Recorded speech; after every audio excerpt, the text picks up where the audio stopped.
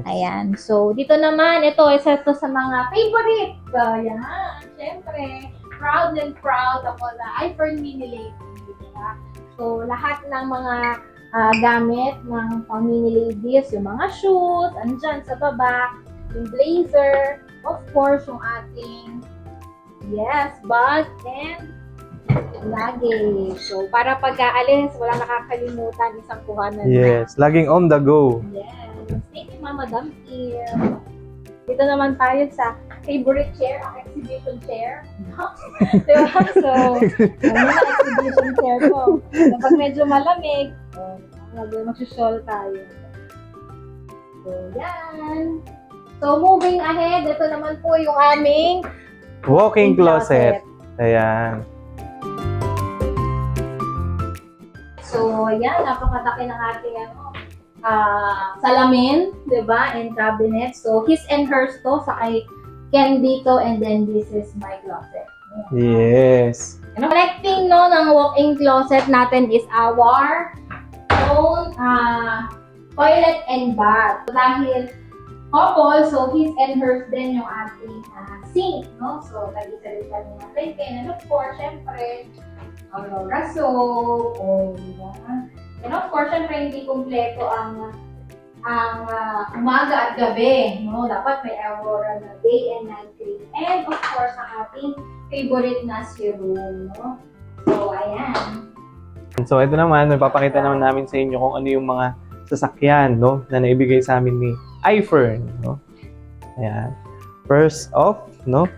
So, ito siya, no? Ito yung key niya, no? So, it's a Porsche Cayenne, no? Actually, this car, no, is a birthday gift, no, ni Rain sa akin on my 30th birthday. Yeah. So, ito yung ating first luxury car here in iFern, no? Ito naman yung key niya. Yan. So, as you can see dun sa damit ko, no? Ayan. So, part tayo ng Mercedes-Benz Boys Club of iFern, no? It's a Mercedes-Benz CLA 180. And of course, itong ating Mini Cooper convertible. Ayan. Yan. So, isa convertible, nabubuksan ang bubong. Diba? So, ang sarap lang pagka dinadrive siya. Oh. Diba? Ang sarap lang pag dinadrive siya kasi talaga namang feel ko na top down yung dinadrive ko, diba? So, again, proud to be iFern Mini Lady. Ayan. Yes. Siguro kung i-measure namin yung success, it's 180-degree life change talaga yung nangyari sa amin. Kasi from housewife ako, no, si Ken ay welder, parehas na undergrad. Na ngayon, no, nakatira dito sa Valle Verde 2, di ba?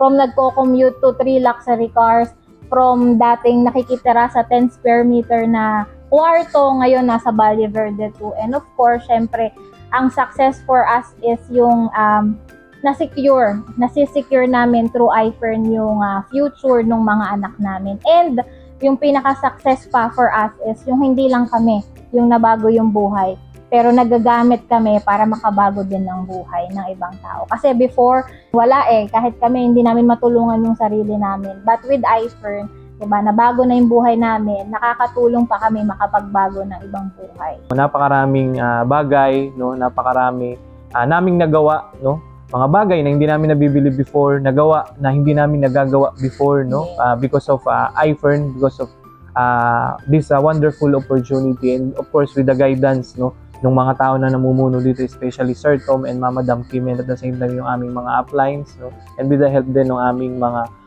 teammates, no, na again from a former construction worker na alam mo yun, lumaki sa hindi kilalang lugar, diba, hanggang sa nagkasawa, tumira sa maliit, no, na kwarto, and now, no, living, no, dito sa one of the exclusive subdivision, no, or village dito sa Pasig, no, which is the Valle Verde, no. Kaming dalawa ni Upline Ken, hindi kami nakatapos, no, hindi kami nakapag-college, kumbaga high school graduate, no. Pero because of iFern, because of the proven system na meron si iFern, yung dating mga pangarap lang namin, ngayon, realidad na siya. Hindi hadlang ang edukasyon para hindi mag-ambisyon. Yeah. At samahan mo ng aksyon. Action. Yeah.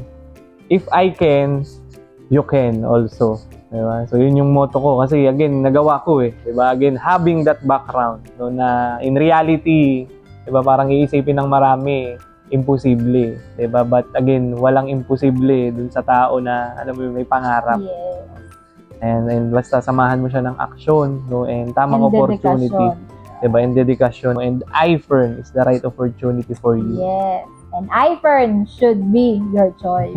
So, Madam Kim, maraming salamat po for the life-changing opportunity na meron si iFern, na lagi ko nga po kinikwento, no, na sino ba naman kami, isang high school graduate, isang housewife, no, na napagkatiwalaan, nabigyan ng opportunity, at ngayon nabago na yung buhay, no. And sabi niyo sa amin nung nagsisimula kami, hindi niyo tatanggapin yung thank you namin hanggang hindi pa nababago yung buhay namin. Kasi for you, ang pinakamasarap na thank you is makita niyo po yung buhay namin na nabago. And ngayon po, bagong-bago na yung buhay. And alam ko, malayo na, pero malayo pa. Marami pa tayong pagsasamahan at gagawin dito sa iFern. At kasama niyo po kami sa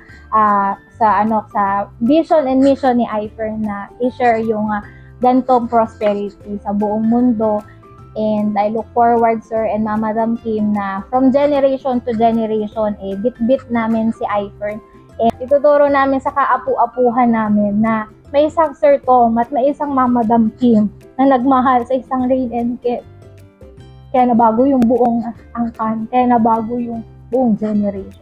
Kaya Sir Tom, Madam Kim, maraming salamat po. And I love you po.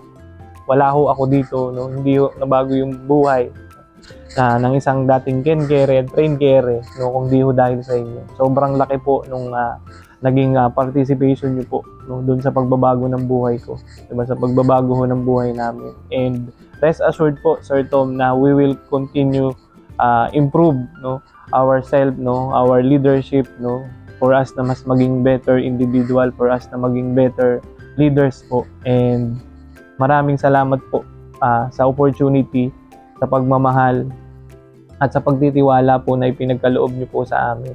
Sa lahat ng mga members ng iFern, no, sa ating iFern Nation, no, so ituloy-tuloy niyo lang, no, yung iFern business niyo, no, lahat, no, ng ginagawa niyo, lahat ng sacrifices niyo, lahat ng oras, ng effort, no, na ibinibigay niyo sa iFern business niyo, ituloy-tuloy niyo lang siya. Kasi remember, no, may nakatingin sa atin, nakikita ni Lord, no, lahat ng sacrifices na ginagawa mo, no, and continuously, no, na hinahasa mo yung sarili mo, pinupush mo yung sarili mo, no, na ma-achieve yung pangarap mo. Magugulat ka na lang na one day, no, ikaw naman yung nag-share, no, ng success story mo dito sa iFern, no. Huwag kayong matakot, no, labanan niyo yung takot, no, labanan niyo yung pangamba, no. Ituloy-tuloy niyo lang yung iFern business niyo, no.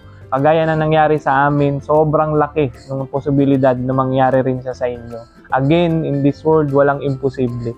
Diba? Nasa sayo, no? Ang ikatutupad ng pangarap mo. If I can, you can. I am your SAPAR Presidential Director, Ken Kere.